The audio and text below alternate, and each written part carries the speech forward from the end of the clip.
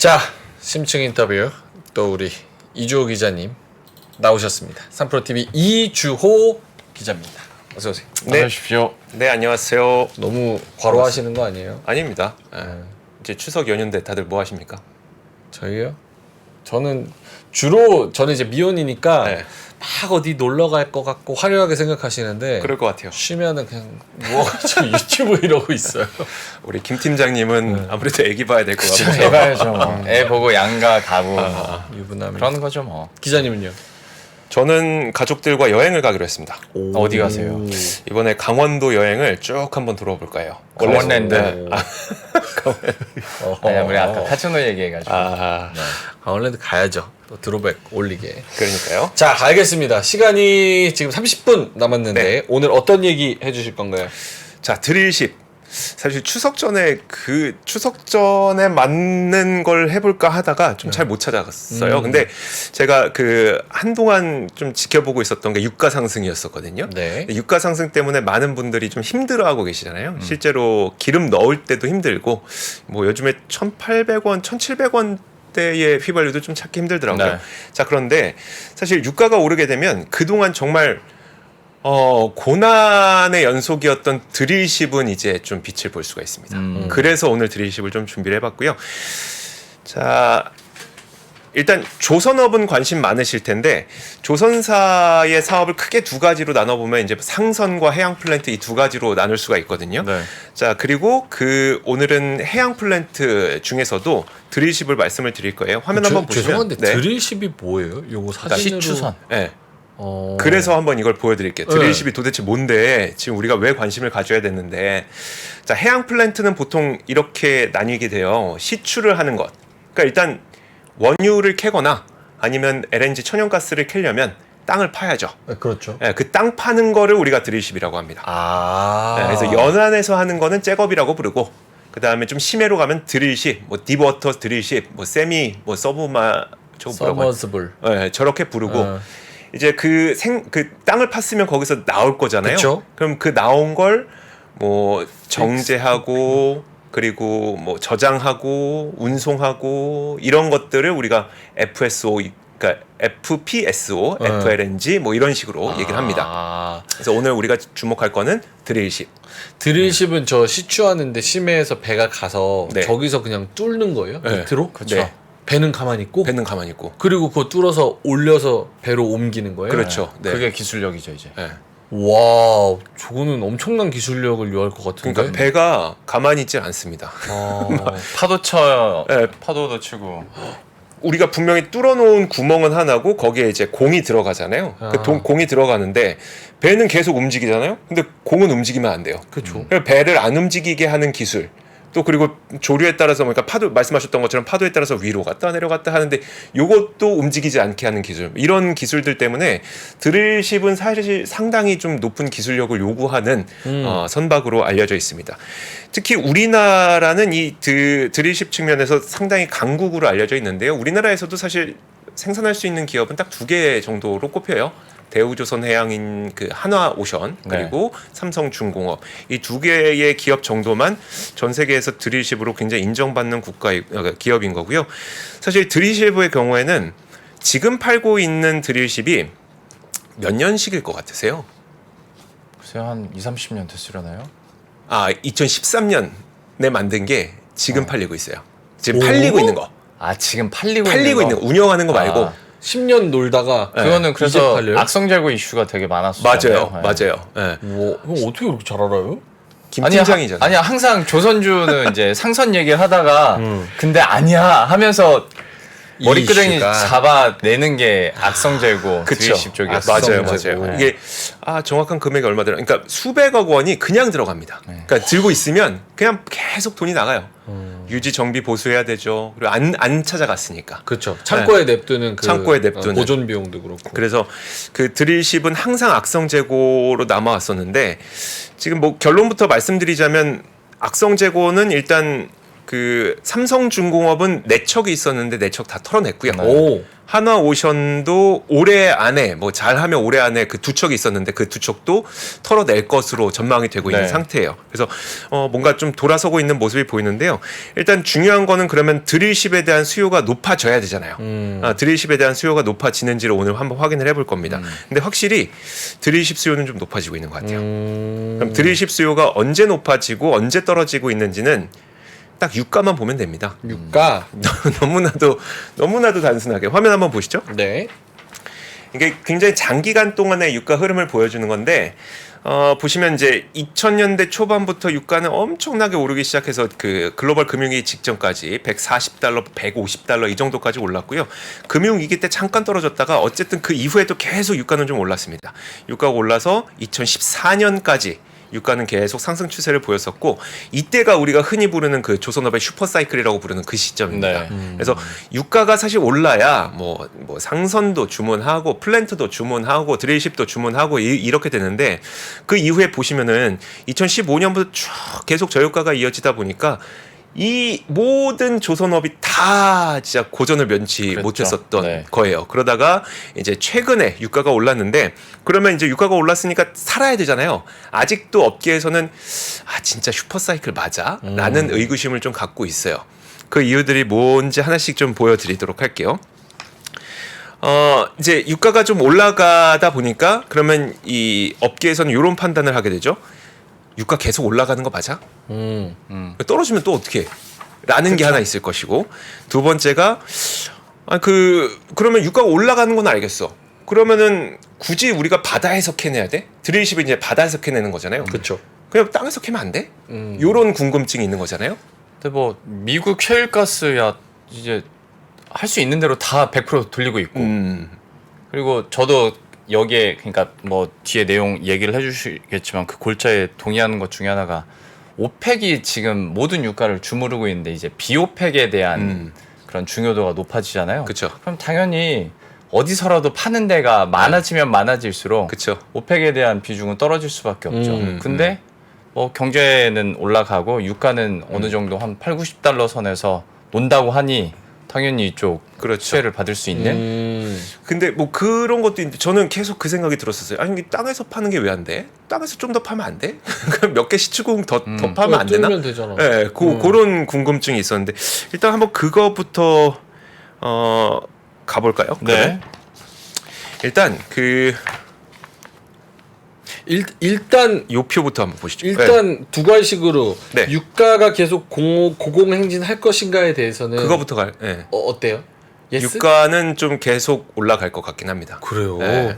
그러니까 뭐 90달러 넘어섰잖아요. 그래서 90달러에서 80달러 안 내려온다 이게 아니라 꽤 오랜 기간 고유가는 유지가 될 것 같습니다. 와, 큰일 났네. 그 이유가 뭐냐면 수요가 일단 되게 튼튼해요. 요 표를 한번 보시면 사실 지금 이건 에너지 정보청, 네. 에너지 정보청에서 내놓은 자료인데 하늘색 그래프가 생산이고 그다음에 좀 짙은 그래프가 수요입니다. 네. 근데 지금 보시면 2019년만큼의 생산량과 수요도 아직 다 안 왔어요. 약간 그쯤 오고 있어요. 이제 겨우 2019년에 생산했던 수요량 이 정도를 이제 겨우 따라가고 있는데 사실 우리가 팬데믹을 겪으면서 그 당시를 떠올려 보시면 아니 이제 누가 석유 신재생 해야지 전쟁도 터지고 여기서 누가 갑자기 석유를 해 그러다 보니까 그 당시에 이제 워렌 버핏이 그 옥시덴탈 페트롤리움을 비롯해서 원유 기업들을 이제 투자하기 시작하니까 버핏도 늙었네 뭐 이런 생각들을 했었고 맞아요. 그러면서도 한편으로 정말 유가 올라가는 거야? 막 이런 생각도 했었잖아요. 그게 바로 그 당시에 그 심리를 반영을 해주는 겁니다. 그때 전통에너지 다 망하는 줄 알았어요. 그러니까 네. 더 이상 엑손이 왜 필요하며 실제로 망한 기업이 있었고 많았었고요. 네. 예, 그러다 보니까 그랬는데 근데 시간이 지나 보니 아니네. 석유 수요는 줄지 않는구나. 이 표에 보시면요, 그 포어캐스트 전망을 보더라도 수요와 그리고 생산은 계속 늘어날 것으로 전망이 됩니다. 보다 보니 이게 석유 없으면 안 되는구나가 첫 번째가 있었고 두 번째가 뭐냐면 결국 그 신재생 에너지로 가긴 갈 거예요. 안 가는 건 아닙니다. 근데 가려면 엑소모빌도 그렇고 쉐브론도 그렇고 뭐 BP도 그렇고 신재생으로 가기 위한 돈이 필요하잖아요. 그렇죠. 그 돈 뭘로 벌래? 석유로 벌어야 됩니다. 그래서 아직까지는 수요와 생산은 계속해서 증가할 것으로 전망이 되고 있어서 다른 자료로 보더라도 이 원유와 가스를 원유로 환산한 그게 있어요. 그러면 그걸 보면은 원유는 이제 톤으로 하고 그 다음에 가스도 원유로 환산을 해서 톤으로 그 집계를 해보면 현재 76억 톤 정도의 석유 수요인데 2030년에도 76억 톤, 2040년까지도 76억 톤 정도의 석유 수요가 있을 것으로 전망을 하고 있습니다. 안 준다는 거죠. 석유 수요는 계속 있을 거라는 거죠. 그런데 생산량이 못 미치고 있어요. 자, 이 표를 보시면 이건 미국 그 자료인데요. 자, 표를 조금만 더 확대해 주세요. 자, 미국 자료인데 맨 오른쪽에 지금 현재 미국의 생산량이고요. 1000만, 10만, 100만, 1000만, 1284만 배럴 하루에 1284만 배럴을 생산하고 있는데 전고점이 1300만 배럴이었었고 그게 2019년이었었어요. 그만큼 생산량도 지금 안 나오고 있습니다. 생산을 못 하고 있어요. 근데 그 생산을 못 하고 있는 이유를 한번 보면은 자, 다음 표를 보시면 지금 그 리그의 운용률을 보여주는 거거든요. 몇 개의 리그가 있는지. 맨 오른쪽이 보면은 그 전까지 뭐 2,000개의 리그가 있었다가 지금은 1,000개도 안 됩니다. 한 600개, 700개 리그 정도밖에 안 돼요. 운영을 안 해요. 투자를 줄이고 나서 투자를 안 해요. 악순환인 거예요. 네, 그렇죠. 근데 그러면 왜 투자를 줄이고 악순환이 이루어졌는지를 보면 첫 번째로 전통 정유사들이 투자를 주저하고 있는 게 주주들의 반발이 되게 셌습니다. 주주? 네. 왜요? 그러니까 2014년 이후부터 유가가 하락하게 되면서 너무나도 힘든 시간을 겪었잖아요. 그러다 보니까 그 당시를 겪었던 주주들이 유가가 오르니까 더 이상 투자하지 마. 언제 유가 떨어질지 니는 어떻게 알아? 그러면서 투자를 하지 말고 대신 우리한테 주주 보상을 해줘. 라는 그 기류가 굉장히 강해졌었던 게 첫 번째였었고요. 두 번째가 아까 우리 계속 얘기했었던 그 당시에 ESG 경영이 글로벌 트렌드가 되면서 석유 산업 자체 투자하는 것이 마치 이제 뭐 펀드에도 포함 못 되고 자금도 못 받고 돈 뺀다고 했었으니까. 네, 죄악시되던 그런 시기였었어요. 그러니까 투자가 잘 안 돼요. 여기에다가 또 유가가 상승하고 있긴 한데 과거에 한번 유가가 이렇게 급락했던 경우가 있으니까 적극적으로 투자를 하지 못합니다. 이 원유 기업들도요. 또 한 가지가 그러다 보니까 결국 미국 내에 있는 원유 가스 유정도 늘지 않고 또 하나 문제가 뭐냐면 그 유정당 생산성이 좀 그 당시에는 높았었는데 이것도 좀 줄어들고 있어요. 그걸 한번 보여드릴게요. 자, 이게 뭘 얘기하냐면 그 셰일가스라고 하면 우리는 셰일 혁명을 일으켜서 미국이 전 세계 원유 수출 1위 국가로 만들었던 그런 네. 혁명적인 기술이었었잖아요. 근데 셰일 유정도 한 50% 정도의 생산을 하게 되면 그 다음부터는 생산성이 줄어든다고 합니다. 이걸 허버트 피크라고 하는데, 그러니까 한 분지가 있는데 이 분지 내에서 뭐 박햄 분지, 퍼미엄 분지, 이글포드 분지, 우리가 분지라고 부르잖아요. 이 분지에서 회수 가능한 자원량의 50% 이상을 생산하면 그 다음부터는 생산량이 훅 줄어든대요. 그래서 박햄 분지도 그렇고 이글포드 분지도 그렇고 빨간색 표시가 된 데가 왜 50%. 이게 그 공을 파서 그 다음에 거기에다가 물을 쏴서 압력을 이용해서 끌어들이는 거잖아요. 그렇죠. 그게 근데 50% 이상 하게 되면 그 이후부터는 이게 잘 안 나온다는 거예요. 마른 오징어에서 물 쥐어 짜듯이 네. 좀 처음에는 그나마 좀 나오는데 그 다음부터는 이게 생산량이 되게 줄어든대요. 그걸 이제 허버트 피크라고 부르는데 이미 박햄 분지랑 이글포드 분지는 허버트 피크가 지났다는 것을 보여주는 거고요. 퍼미안 분지가 그래도 생산량이 굉장히 많아요. 근데 이 퍼미안 분지도 한 내년 4분기 정도가 되면은 이 허버트 피크에 도달할 것으로 좀 전망이 되고 있는 상태예요. 그러다 보니까 실제로 우드 맥킨지에서 내놓은 자료를 보면 이 퍼미언 지역의 생산량 증가가 2025년에 정체될 것이다 라고 전망을 하고 있고 그리고 다른 그 셰일 붐 지역이었던 박헨 지역과 이글포드 지역은 이미 생산량이 줄어들었기 때문에 장비 수도 기존 사상 최고 수준에서 77% 감소시켰고 이글포드 수도 한 70% 줄였다고 합니다. 생산량이 안 나오는 거죠. 생산성이. 그러니까 어떤 공급 능력에 있어서는 어느 정도 턱밑까지 왔다. 그렇죠. 특히 셰일에 있어서는. 네. 근데 여기다가 또 유가가 올라가면 이제 신규 유정을 또 탐사를 해야 되잖아요. 근데 여기에서 너무 비싸진 거예요. 인플레이션 때문에. 그럼 투자 비용이 더 많이 들어. 근데 투자 비용이 많이 든 거를 자금 조달을 하려니 이자가 올랐어요. 금리 조달 금리까지 올라가다 보니까 이자 비용도 많이 높아지고 그래서 인플레이션으로 원자재 가격 상승하고 있는데 인건비 오르고 있죠. 금리가 오르면서 자금 조달 비용 비싸졌죠. 여기다 유정당 생산량이 하락하니까 여러 개의 유정을 탐사를 해야 되는데 그렇죠.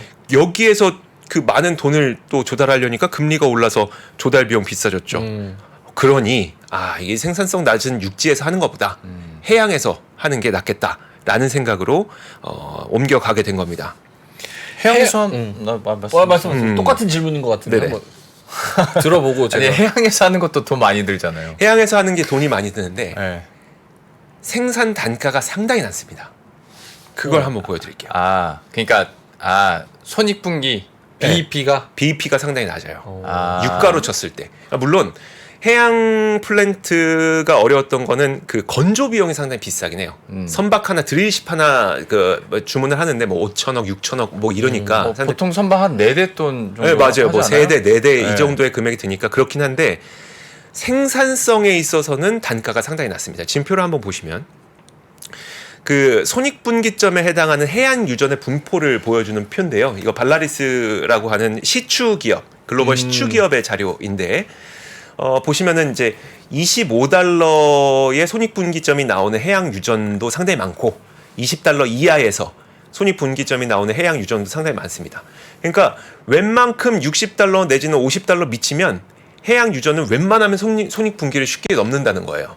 그래서 해양 유전을 통해서 하게 됐을 때에는 훨씬 유가가 하락한다는 리스크를 감수하더라도 할 만한 거죠. 생산성도 나오고. 그래서 이 해양 유전에 대해서 해양 플랜트에 대한 기대감과 그리고 수요가 좀 있는 겁니다.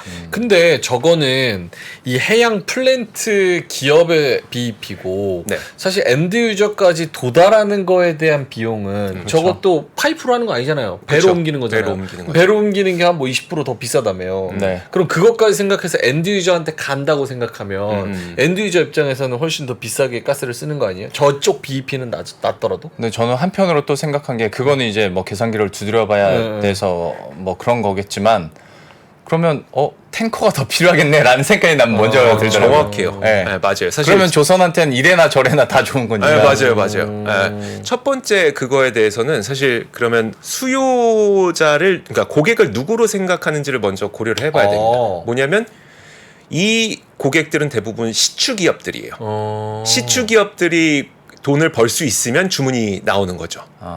그리고 보통 시추도 보면 시추 기술을 갖고 있는데도 그렇고 시추 수요를 갖고 있는데도 그렇고 유럽 지역이 좀 많습니다. 네, 그러다 보니까 그 부분에 있어서 뭐 기하급수적으로 거리가 멀어진달지 거기에 대한 비용보다는 그쵸. 오히려 좀 싸게 살 수 있는 그 메리트가 더 크지 않을까. 제가 얘기했던 건 저기도 이제 드릴십이 필요하고 해양 플랜트가 필요한 건 시추 기업이잖아요. 네. 근데 BEP가 육상에서 하는 것보다는 낮다. 그래서 메리트가 있어 보이지만 사실 저 사람들이 운송비나 뭐 이런 것까지 결국 다 계산을 해야 네네. 수지 타산이 맞을 거 네네. 아니에요. 그렇게 생각하면 저거보다 조금 더 비싸지 않을까?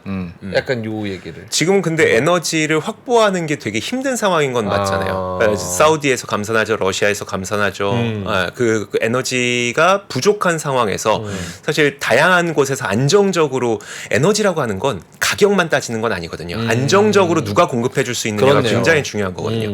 그러다 보니까 요즘에 그래서 실제 이런 시추가 많이 일어나는 곳들을 보면 남미 쪽에서 좀 많이 일어나고 있어요. 남미? 브라질, 뭐 수리남, 우리 영화로 봤던 그 수리남, 그다음 그 위에 있는 가이아나 이런 쪽에서 많이 일어나고 있어요. 수리남 실제로 왜냐면 있는 이제 나라예요? 맞다. 그래서 있죠. 항의했다 그랬죠. 네, 맞아요. 수리남 네, 맞아요. 정부에서. 네. 그러니까 좀 우리가 안정적으로 그러면 원유를 공급받을 수 있는 곳이 어디지 이런 것들을 고려하면서 지금 시추가 일어나고 있거든요. 그래서 그런 측면을 생각해 보면 에너지는 단순 가격은 아니다. 그런 다만 시추하는 기업들은 가격이 필수적입니다. 손해 보면 할 수 없으니까 엔드 유저는 약간 높은 가격을 감수할 수도 있어요. 다만 그거는 안정성까지 고려를 해봐야 되는 거니까 그거는 이제 말씀하셨던 것처럼 계산기를 좀 두드려봐야 되죠. 하지만 앞에서 이주호 기자님이 얘기해 준 것처럼 땅에서 공급하는 건 이제 한계에 도달했다니까. 그렇죠. 네.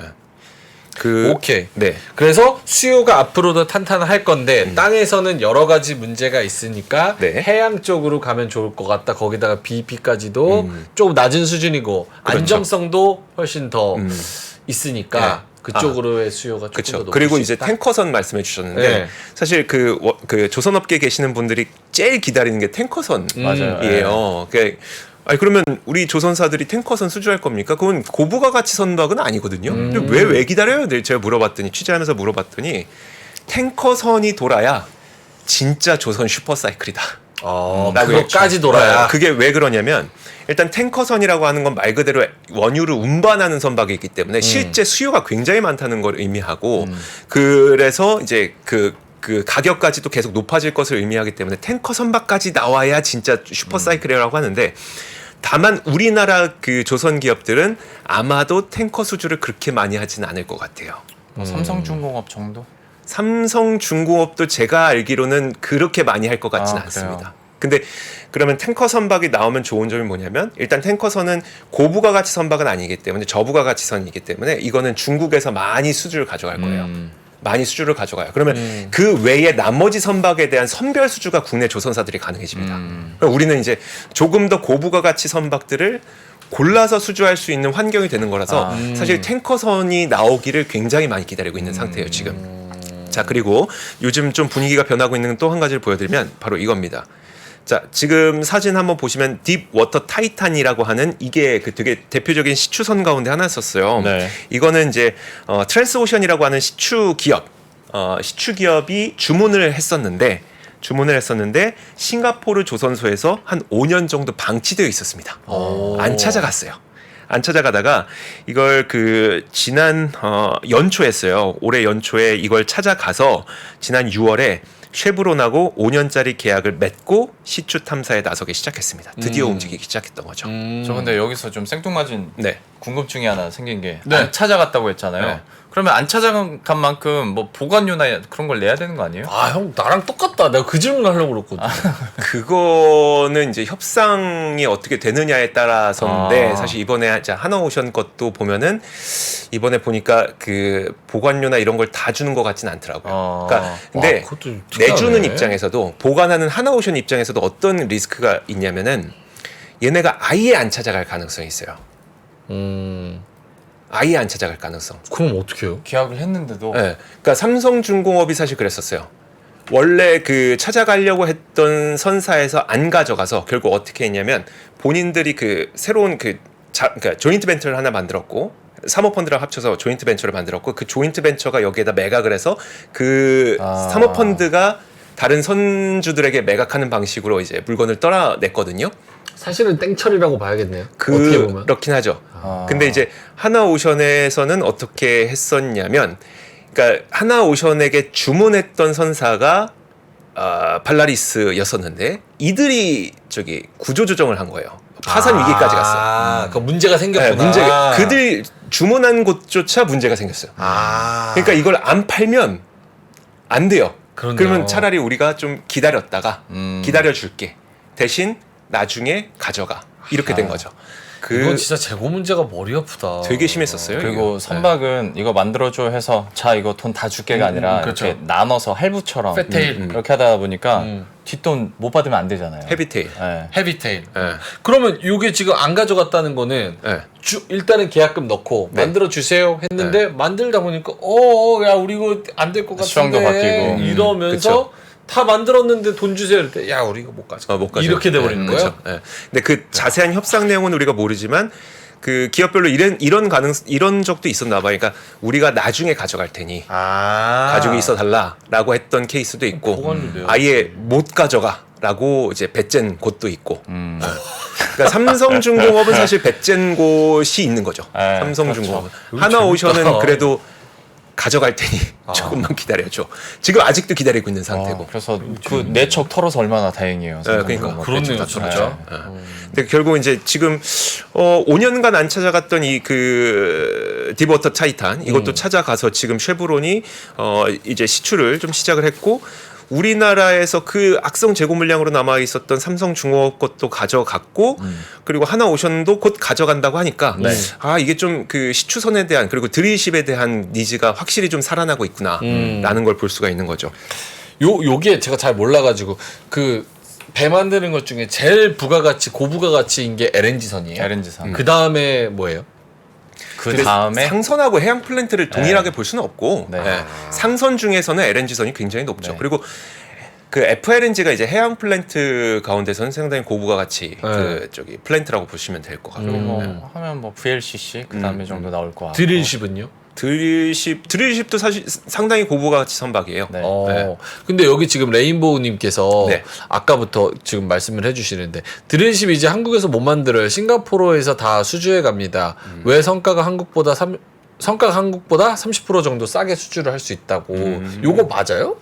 싱가포르가 왜냐면 인건비가 엄청 세거든요. 제가 알기로는 제가 취재한 바에 따르면 지금 이거 그 디버터 타이탄도 그 저기 8세대 드릴십이고 그 싱가포르 조선소에서 만든 거긴 하거든요. 네. 근데 제가 알기로는 그 8세대랑 지금 그리고 국내에서 만들었던 건 다 7세대고 거기에서 차이점은 딱 그걸로 알고 있어요. 그러니까 BOP라고 해서 네. 유정을 파는 그 과정에서 발생하는 터짐 현상이 있대요. 그걸 얼마나 잘 막을 수 있는지가 되게 중요하다는 거예요. 해양 오염이 될 수 있으니까. 그래서 8세대라고는 하지만 사실 그 기술력으로 봤을 때 우리나라가 그쪽 기술력에서 훨씬 더 나은 걸로 저는 알고 있거든요. 취재 과정에서.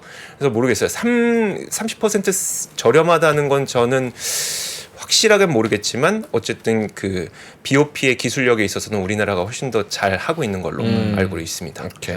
지금 뭐 4, 5분밖에 안 남았으니까. 시간이 얼마 안 남아서 자 거의 다 끝났습니다. 그리고 다음 3명 다 듣고 질문을 드릴게요. 오케이. 네. 그 다음 표를 보시면요. 이 그 이제 시추선은 이런 식으로 운영이 돼요. 그러니까 우리나라에서 시추선을 뭐 싱가포르나 우리나라에서 시추선을 만들고 드릴십을 만들고 그걸 이제 그 트랜스오션이라든지 아니면 아까 말씀드렸던 발라리스 그리고 노블 이런 곳에서 사가요.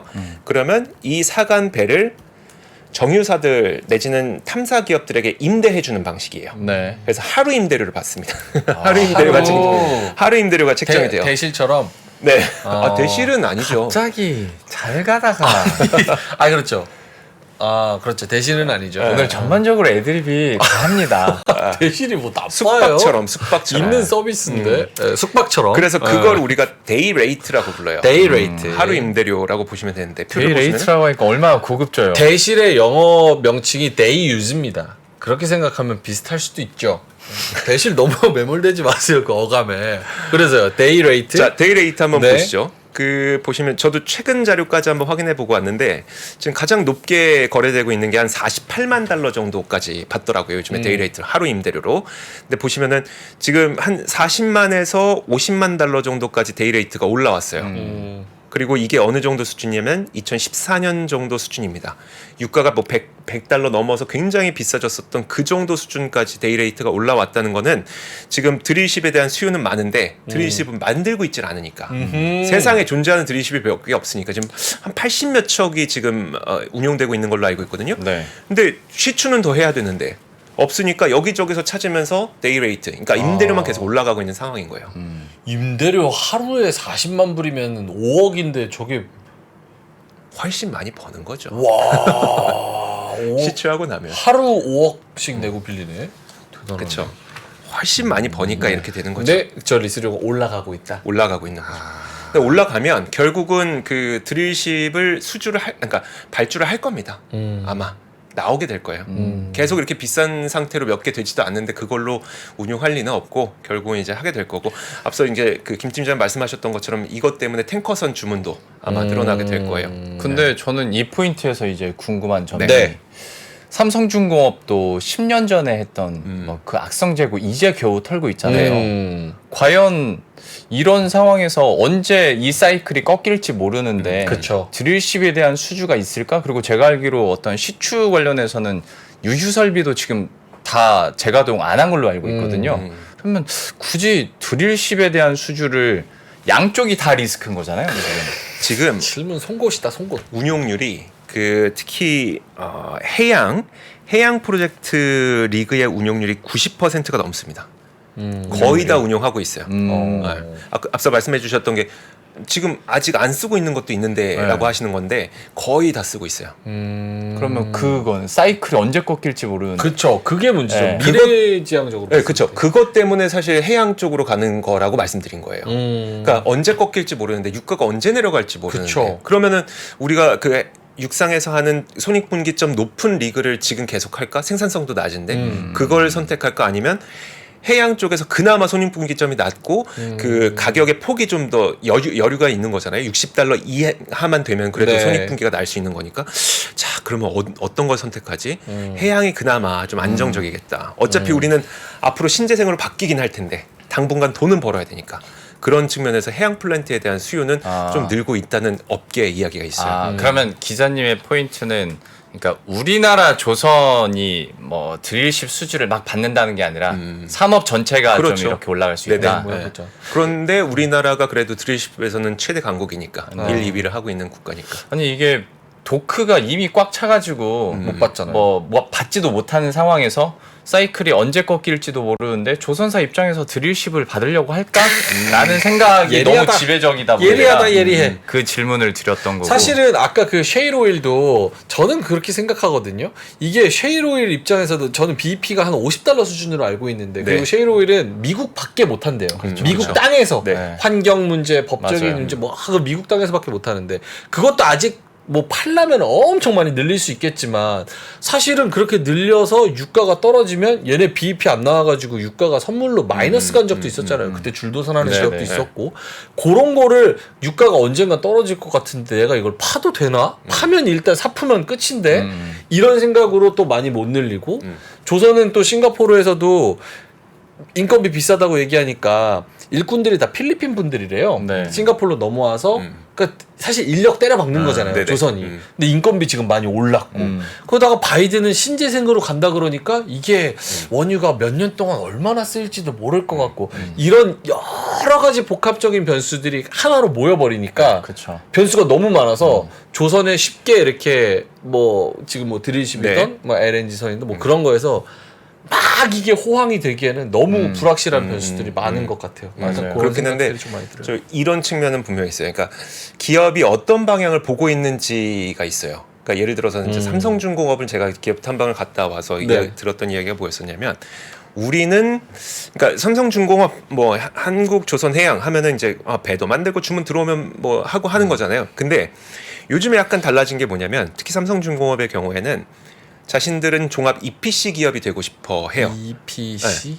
그러니까 종합 탐사 기업. 그러니까 원유의 생산부터 그 저장, 운송, 그러니까 업스트림, 미드스트림, 다운스트림까지 모두 다 한 번에 우리가 턴키로 해줄 수 있는 그런 사업 모델을 지금 구상을 하고 있어요. 그 방향으로 지금 가고 있어요. 그러면 사실 앞서 말씀해 주셨던 것처럼 도크가 없잖아요. 도크가 매우 부족한 건 사실인데 우리가 자, 여러분 앞으로 여러분들이 어떤 프로젝트를 할 때 우리한테 턴키로 맡기실 수 있습니다. 한 번에. 할 때에는 이 모든 것을 다 갖고 있어요. 좀 불확실성이 좀 줄어들긴 하겠네요. 네. 그래서 아마 삼성중공업은 도크 없어도 받을 겁니다.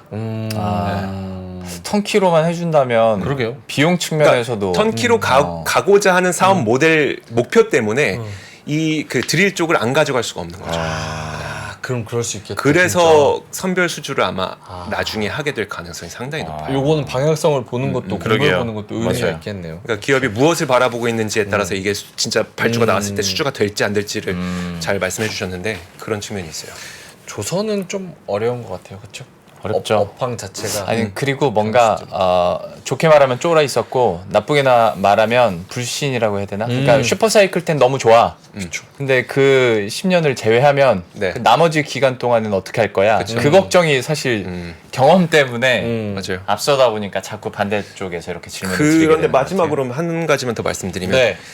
그 이제 수요자, 그러니까 고객은 바로 뭐 그 아까 말씀드렸던 시추 기업이 될 수도 있지만 국가가 되기도 합니다. 왜냐하면 프로젝트를 누가 승인을 할 건지를 보면 그렇네요. 국가예요. 근데 지금 보면 영국도 최근에 발표를 했던 게 수백 개의 북해 유전 가스전 개발 면허를 부여하겠다고 리시 수낙 총리가 직접 얘기했어요. 그러니까 본인들도 이제 에너지에 대한 위기를 느꼈잖아요. 그래서 결국 이제 가스전 개발을 하기 위해서는 시추가 필요한 거고 이런 것들이 국가 단위로도 지금 계속 더 파야겠는데 이런 변화가 있는 거고 그것 때문에 클락슨 리서치가 그 종합을 해보니까 올해 연간으로 한 1,705억 달러 정도의 프로젝트들의 최종 투자 결정이 내려질 것으로 전망이 되고 있는데 지금 내려진 게 지금 이제 그 다 된 게 895억 달러기 때문에 한 절반 정도의 프로젝트는 앞으로 더 나올 가능성이 있는 거고요. 국가니까 확 또 느낌이 달라지네요.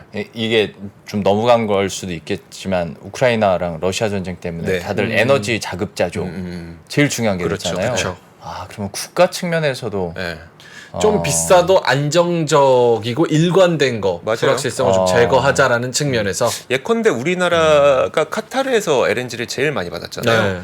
엄청 비싸게 받았어요. 안정적이라서 그런 게 있어요. 에너지라고 하는 건 우리가 단순히 그냥 경제 논리로만 볼 게 아니라 얼마나 안정적으로 받을 수 있느냐가 굉장히 중요한 거라서 국가 단위 움직임도 한번 보시면 좋을 것 같습니다. 알겠습니다. 네. 저희 어떻게 끝내도 되나요? 아직 뭐 안 오셨어요? 뒤에 아직 안 오셨다는데 그래요? 좀 멋부려 오실러. 미리 추석 가셨나? 오신 것 같네요. 오셨죠? 네. 됐나요? 아닌가요? 말씀 나누고 계시네요. 오케이. 뭐 질문 더 드려도 되나요? 네네 말씀하시죠. 하나만 더 네. 할 수 있을 것 같은데. 이거 시추선 하나 만드는데 훨씬 오래 걸리죠. 한 3년 정도 봅니다. 3년. 2년에서 3년 정도 봐요. 3년이면은 진짜 국제 정세가 제가 그 전에 알기로는 그러니까 한 3년에서 5년까지도 걸린다고 해서 그때면 이제 사이클이 달라지. 나 자꾸 사이클에 꽂혀 있어가지고. 맞아요. 물론 마지막 부분에서는 충분히 이해가 갔습니다만 이제 또 경제적으로 보면 이걸 받는 게 맞아요. 맞나라는 생각이 자꾸 좀. 그래서 사실 저도 오늘 말씀드리고 싶은 게 그냥 뭐 지금부터 드릴십의 붐입니다 이런 건 그건 아니에요. 아니겠죠. 그런 게 아니라 지금 10년 동안 안 팔렸던 드릴십이 팔리기 시작하네. 드릴십 마저. 드릴십마저 팔리기 시작하네. 그리고 운용하지 않던 그러니까 그 리그 운용률이 거의 60%대까지 떨어졌었거든요. 네. 운용하지 않던 리그들이 90%까지 차면서 임대료가 높아지네. 근데 아무도 안 만들었네. 그럼 모르겠어요. 그 사이클 다들 생각하겠죠. 사이클 다들 생각하면서 적극적 투자는 절대 안 할 겁니다. 이미 한번 봤기 때문에 적극적 투자는 안 하겠지만 부족한 건 사실이에요. 주문은 나올 것 같아요. 그리고 최소한 지금이 조선업의 진짜 슈퍼 사이클이구나라는 느낌은 받을 수 있겠네요. 네네. 오케이. 그렇습니다. 알겠습니다. 이게 굳이 어떤 정보를 딱 들어서 뭐로 수익 내야지 이렇게 생각하지 않더라도 여러 가지 산업 이야기를 들으면서 퍼즐 맞추듯이 요게 요런 방향으로 흘러가니까 요게 그러게요. 하나의 장치가 되겠지 이렇게 생각하실 네. 수는 있을 것 같습니다. 자, 그러면 이주호 기자님은 여기서 보내드려야 되는데요. 이벤트 안내 마지막으로 좀 드리고 같이 인사드릴게요. 이거 이벤트 이거 됩니까? 9월 28일부터 그러니까 내일부터 10월 1일까지 대구에서 우리 그 데일리인트 박근영 부장님을 찾아서서 인사를 하시면 부장님께서 개인적으로 커피를 한 잔 쏘신다고 합니다. 이게 될까요? 이건 3풀에서 주관하는 게 아니라 혼자 하시는 건데. 그래요. 박근영 부장님 개인의 SNS에 올려야 되는 거 아닙니까? SNS 올려야 되는데 이거 왜 3%랑 우리랑 무슨 저는 PD님이 이걸 좀 해달라고 뭐야, 시켜가지고 이게. 3% 공식 이벤트인 줄 알았더니 그건 아니구나. 그리고 박근영 부장님이 어떻게 보면 되게 좀 흔하게 생기시기도 하셨어요. 네. 쌍꺼풀도 없고 또 네.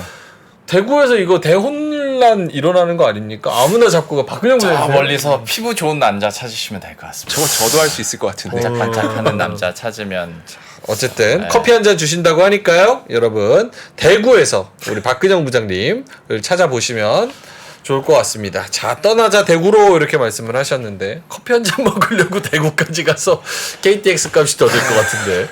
자, 알겠습니다. 여러 가지 추석 때도 연휴 때도 즐거운 이벤트 한번 즐겨보시면 좋을 것 같고요. 심층 인터뷰 3프로TV 이주호 기자님이었습니다. 고맙습니다. 감사합니다. 외환위기 오는 거 아니에요? 금융위기 오는 거 아니에요? 이런 질문들을 좀 굉장히 많이 받았었습니다. 탐욕이 되게 강했을 때 위험자산으로서의 극단적인 쏠림이 나타나고, 공포감이 극에 달했을 때 안전자산으로서의 극단적인 쏠림이 나타나거든요. 과거의 일이 미래에 똑같이 일어난다 이건 아니지만, 그때 당시에 위기 상황에서는 어떤 공통점들이 있었는지를 보면서 우리가 대비를 하는 방법도 고민해 볼 수 있고요. 과거를 제대로 이해하는 순간 위기의 실체가 드러납니다. 오건영의 현실 경제 이야기를 서점에서 만나보세요.